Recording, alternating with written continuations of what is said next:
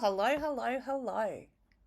Leavers and believers, friends and family, ladies and germs, we are leaving Hillsong.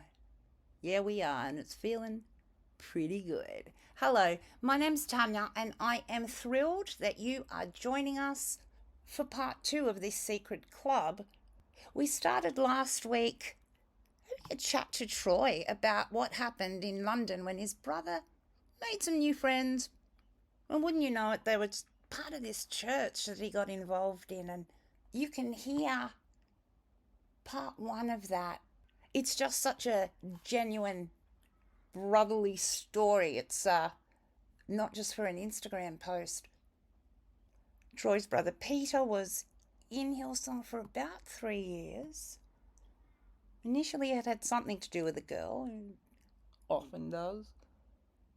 But then things got a bit more serious, and Troy was getting more and more concerned. And as we talked about last week, Troy was actually in touch with me about 12 years ago. He'd read the book and wanted to know what he could do to help his brother out of that place.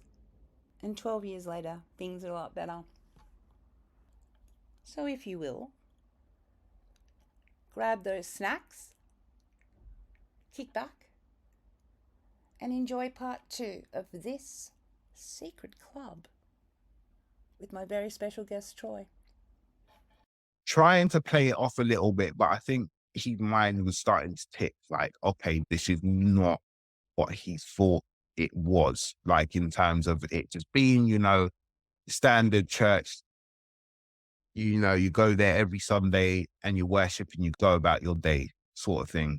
And Yep. I think Yep. he started to realize that, and I don't really like to throw this word about because it's quite, I don't know, I can't really.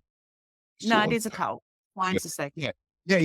No, Is that what you were going to say? that's the word. That's the word that I was going to use, really, because, and the reason why I struggle using that word is because sometimes I feel like it's easy to use that word sometimes, but I couldn't really describe it as anything else, to be fair, because it just had all makings of a cult. So we had seen a video clip. I don't know if you know any of the pastors here, but there's this guy called Gary in We know London. Gary. Oh, we sure know Gary. Yes, he's Oh, old you school. do know Gary? Oh, Oh, yeah. okay. So he's the guy here, right? And I remember there was this big conference happening and I saw a clip of it online. And I remember just looking at the sort of adoration that he was getting, people coming up on stage and giving him gifts and stuff. And I was in two minds about it. Okay, I was a bit like questioning myself. I was thinking, is this wrong? Like, should people, like, if people want to do this, why can't they, sort of thing, like give this guy adoration and give him gifts and so on and so forth. But then I thought to myself, what's in it for him? And I thought this is a real ego drive for him. And I was talking to my brother about it, and I said, like, this is like very much like going against like biblical doctrine in the Bible. Very It says, basic stuff, yeah. it's almost like idolatry in a sense. And I just thought, well, Yeah. actually, this isn't really like Christ, like, or whatever biblical, like, I don't know what you want to call it, sort of thing. Values. So for me, that's when again, it was another alarm bell in my head. And my brother, he's still sort of involved, and he's just sort of just kind of making his own way out. And the thing is with my brother, like, compared to like other stories that I've heard, like, I admit, like, it's nothing in comparison to what I've heard from other people around the world and so on and so forth. But for him, it was just this, it was almost like for a few years, he was in a trance. Like, he was just in this bubble where it was just kind of like, what are you doing? What does this mean for you? And, his friends at the time, who a majority of them were from Hillsong, were very much just, I'm going to this church you know, every week. Pastors are great. And they're the best thing ever. And, we're going to go to Starbucks afterwards and we're all going to, talk about whatever. Well, actually, th- to be honest, I think a lot of the conversation that I heard from them was very much shallow in terms of like Mm. actual Christianity, if that makes sense. And I think there Right. was a lot of choosing in terms of what verses, um, s- you know, they liked and what they didn't like from the Bible. And I mean, that's Yeah. to a certain extent, that's fine. They do, like, people have verses that stick out to them, more than others. But I just felt like, for, for me, I felt like this was more of a club than a real genuine worship for God. I felt like this was more about the church and the pastors who lead the church than God or Jesus, um themselves, sort of thing. And it just felt like every week going there, well, I didn't go there every week, but the times that I did go there, it almost felt like it was an opportunity for the pastors to be to be like, okay, this is my time.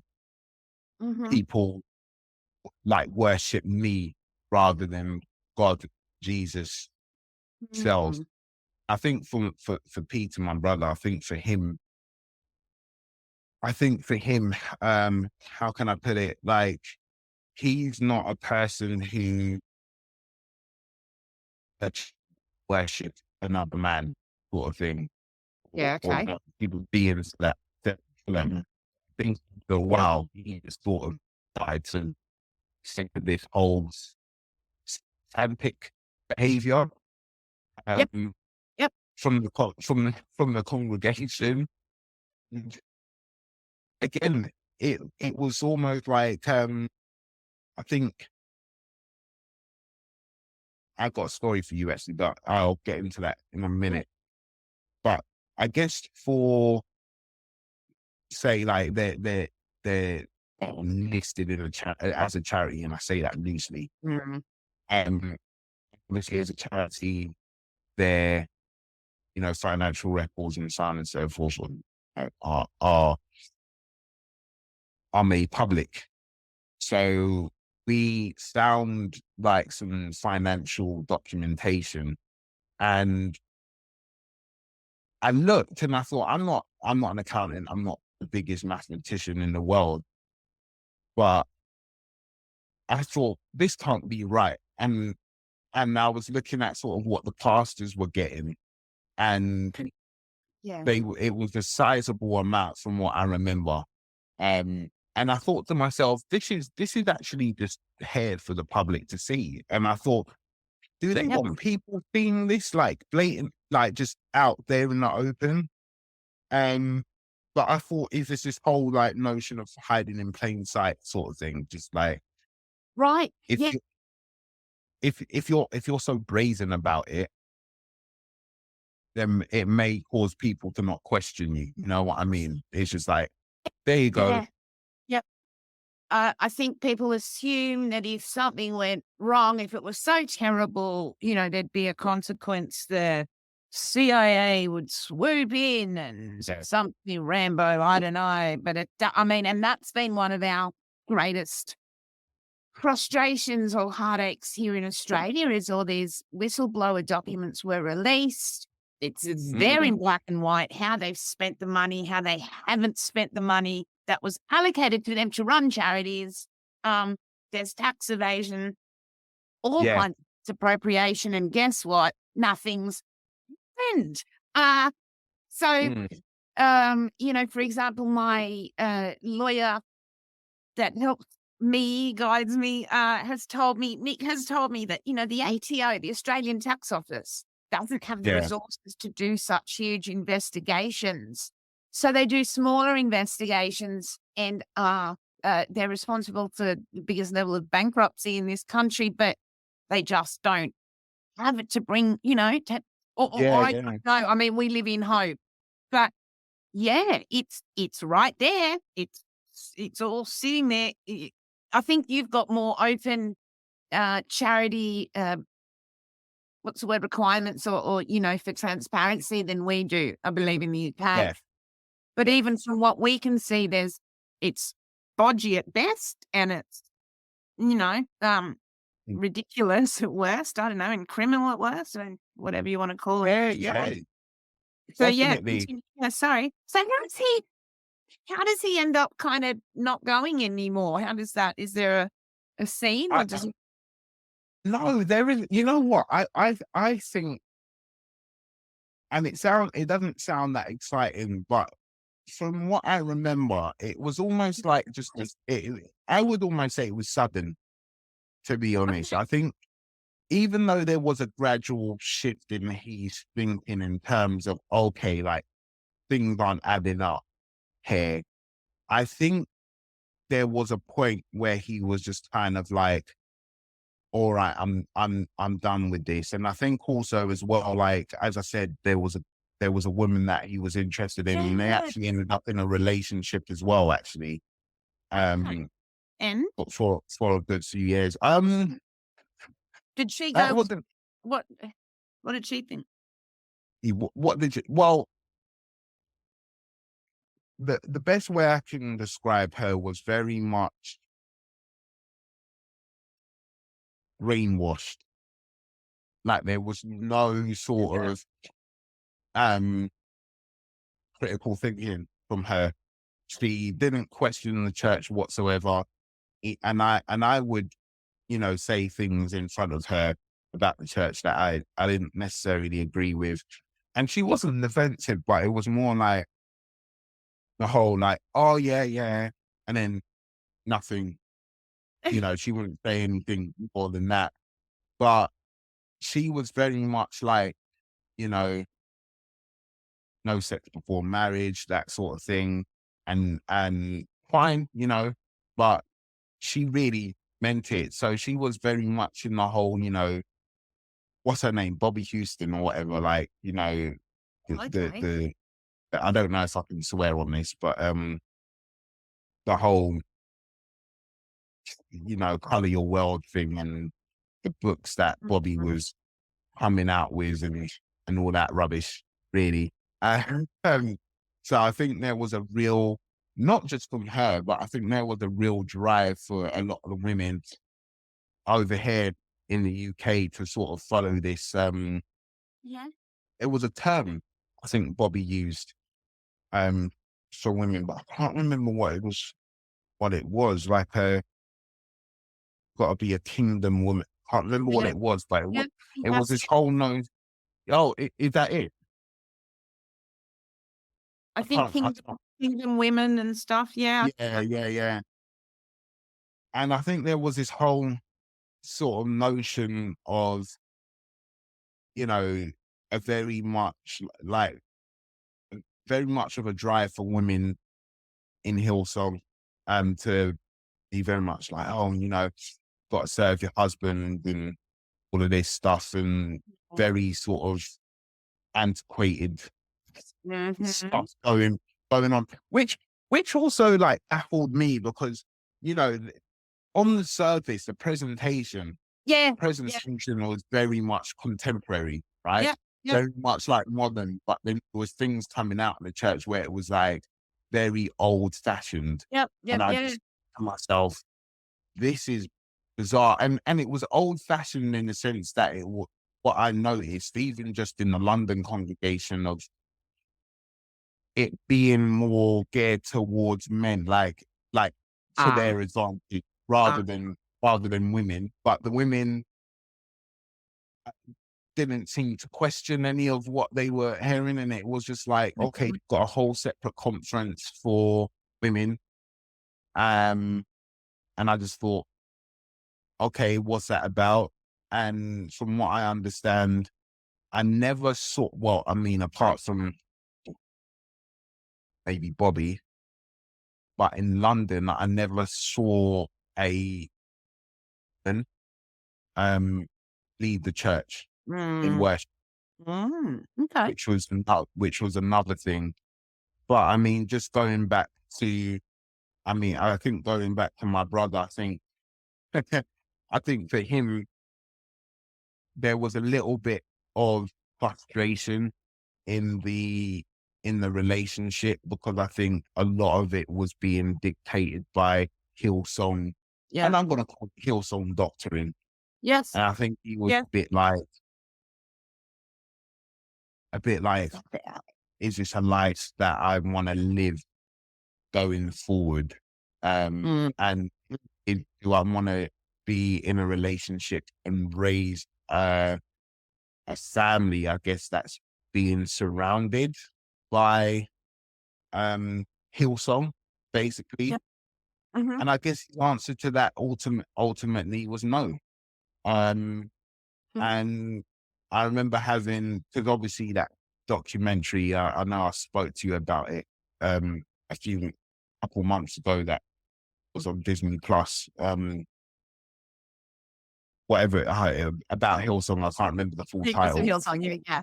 Oh yeah, yeah. And I remember, I was saying to my brother, like, "Oh my gosh, there's a documentary on Hillsong," and he was just like, I'm not surprised," sort of thing. And I think for him, sort of, we sometimes look back on it, and I think he's very much just like, they're all crooks. They're all crooks. And he's Yeah. not talking about people who go, I think Yep. he feels sorry for the people who go, but it's more the people who are taking advantage of the, of the congregation. Because you're talking about people who have come from backgrounds where, they've suffered trauma, they've suffered things in their own life Yeah. that cause them to come to a place where they're looking for connection. And that in itself, there's nothing wrong with that. But I think it just seems to come at a price. And um just going back now, as well, Yes. sorry, post this. Just going back now, to at the time when he first started joining the church, there was a, how can I put it? There was a sort of, um, the whole music situation actually of the church. That's what I was talking. That's what I was thinking. The whole music situation of the church was quite interesting in itself, because I was doing my first degree at the time, which was like in music Okay. business management. And I remember saying to my brother, like, that I had this assignment where I had to, like, it was around music publishing.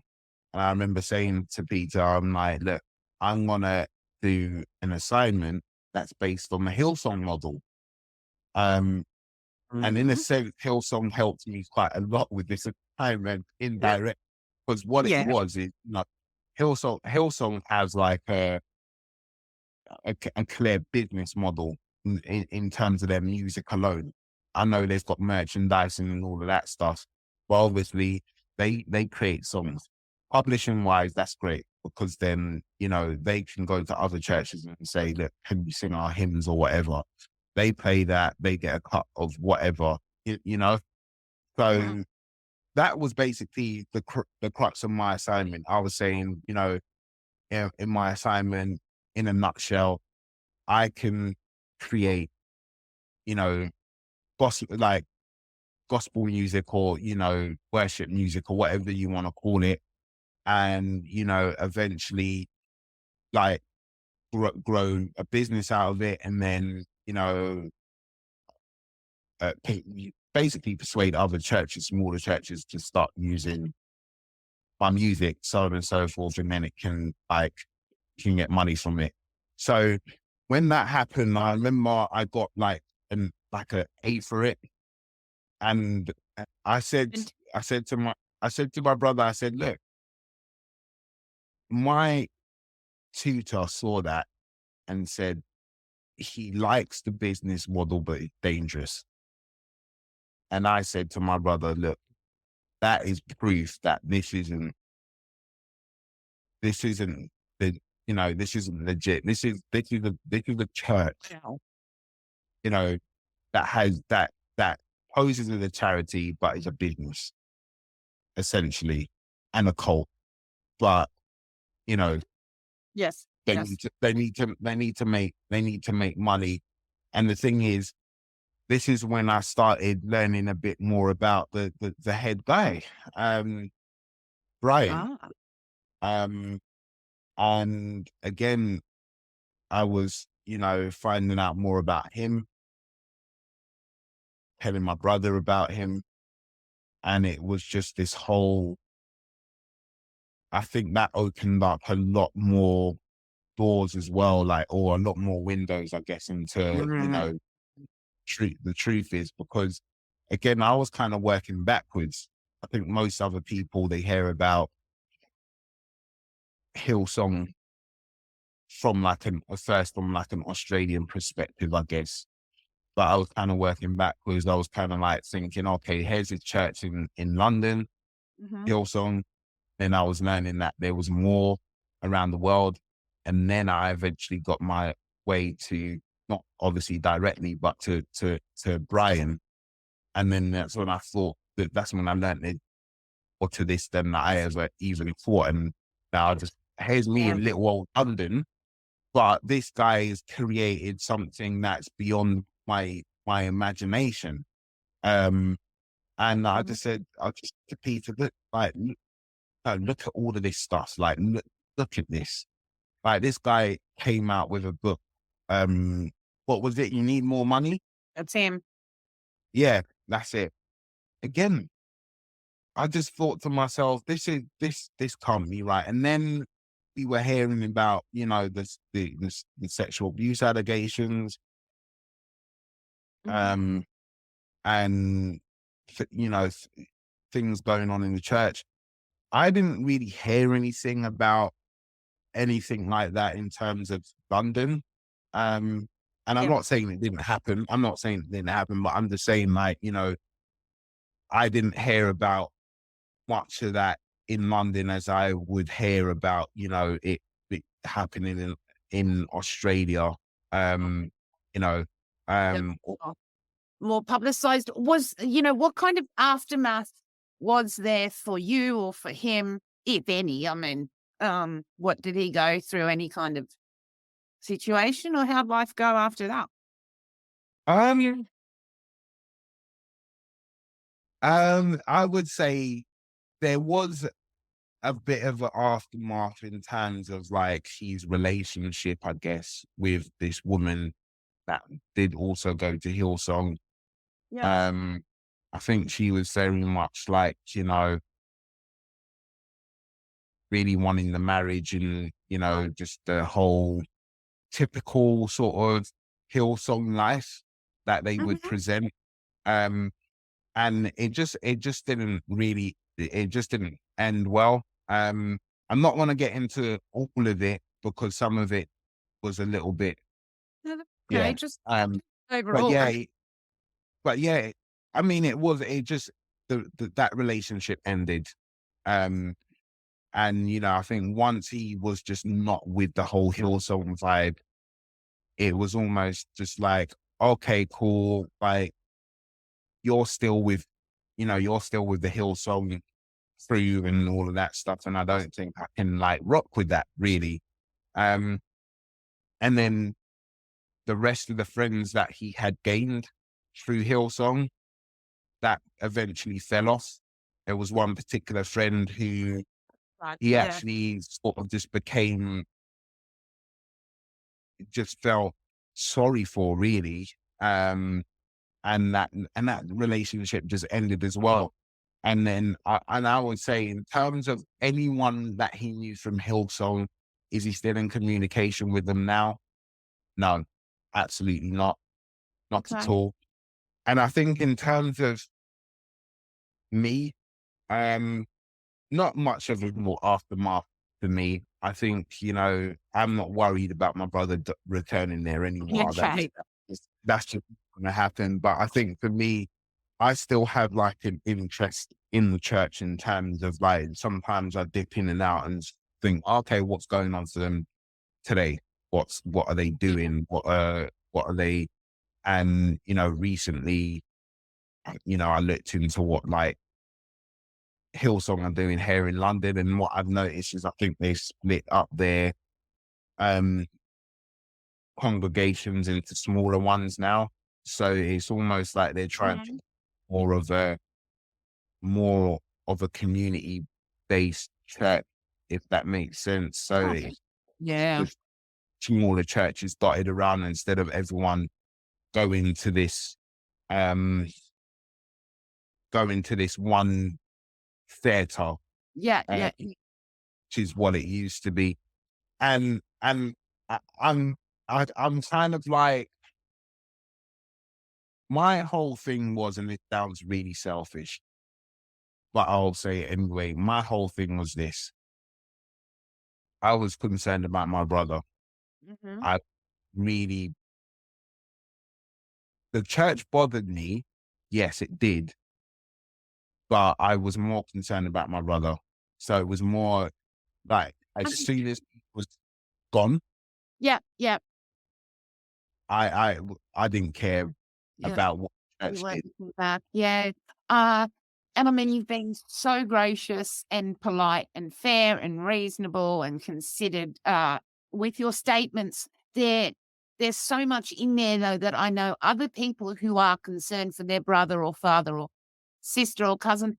What do you tell people who have relatives who are in a trance, like you think your brother was, or you saw your brother was? What kind of tips would you give them when they wanna just kinda drag someone away and it's, not gonna work? What would you tell them? Um, I would say, best as possible, don't lead with emotion. Yeah. I think when you lead with emotion, that's when they can get more defensive. Be patient, do your own research, and don't be like, what's that term, like um cognitive bias or whatever it is. Actually Mhm. try and be balanced in your approach to like the research that Okay. you do.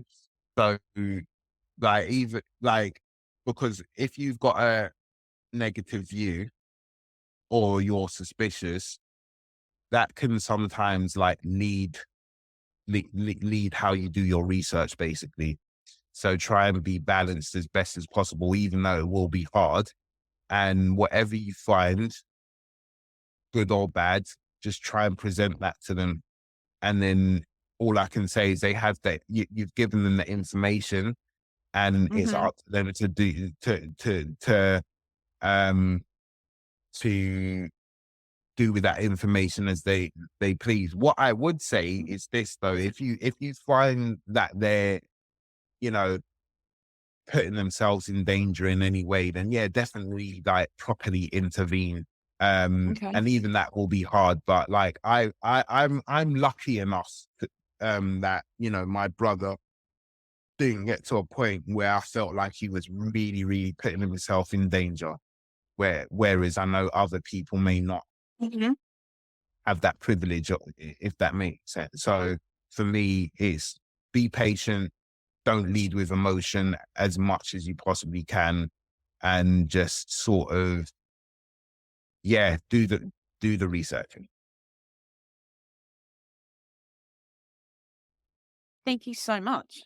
Like, thank you Worries. so much. 'Cause I've always thought for every kind of one person there, there's gotta be 4 or 5 direct people that workmates, family, people that, Mm. that have questions and concerns. So Yeah, thank yeah, definitely.